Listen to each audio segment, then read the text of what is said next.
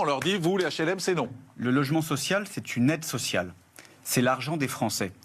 La logique, le bon sens veut que ces aides sociales, comme les autres, comme d'autres prestations, soient réservées en priorité, et c'est pour ça que nous souhaitons l'instauration de la priorité nationale, aux Français. Mais vous avez aujourd'hui dans le parc social français, vous avez plus de 50% des ressortissants algériens qui sont dans le parc social français.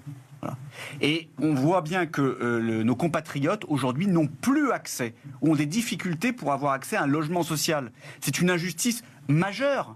C'est une injustice à l'heure où on demande des efforts, des restrictions. Donc oui, nous souhaitons instaurer la priorité nationale qui existe partout dans le monde.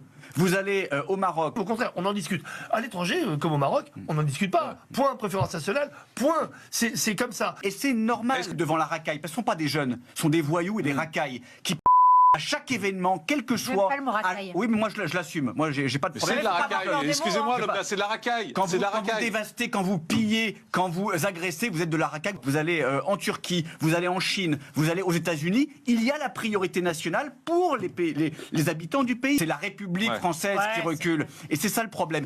Moi, tout ce que vous avez dit depuis tout à l'heure sur la priorité nationale, pour moi, c'est une évidence. Bah, c'est pas une évidence, parce que je peux vous dire... Je regarde pas les réseaux sociaux là, mais je dois me faire démonter sur les réseaux sociaux pour avoir dit ce que j'ai dit, mais c'est pas grave, c'est pas la première fois et pas la dernière. Mais notre grandeur et notre force, c'est qu'on accepte de discuter de choses qui ne sont pas discutées à l'étranger. Donc, c'est pas parce qu'il y a une discussion sur ces sujets-là en France que la problématique est vue de façon négative. Et bien là, nous avons l'illustration de ce qu'il se passe lorsqu'on accueille trop, parce que la gauche nous dit il faut accueillir le plus possible à bras ouverts. Non. Moi, je préfère que l'on n'accueille pas des gens. Donc, je pense qu'il faut accueillir beaucoup moins et accueillir les gens dignement. Michel Rocard le disait à gauche il y a 40 ans, on va pas accueillir toute la misère du monde.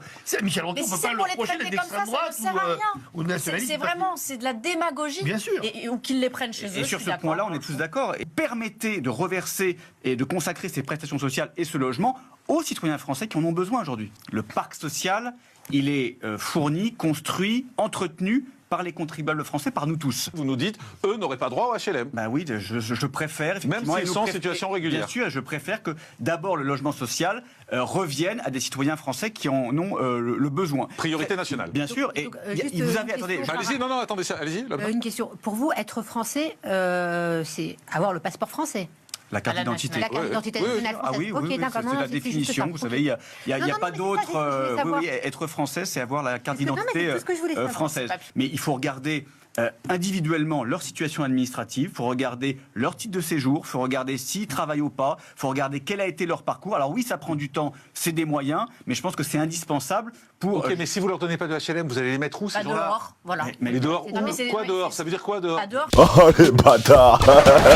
Joker fort, je me casse. D'ailleurs, les juifs, comme les catholiques, se sont toujours mis au-dessous des valeurs de la République. La définition est très claire. En tout cas, la définition aussi, du Larousse est très claire. L'islamisme, c'est justement la volonté de faire l'inverse, de placer des valeurs, et surtout la charia, au-dessus des valeurs universelles et républicaines qui nous existent. Définition très claire.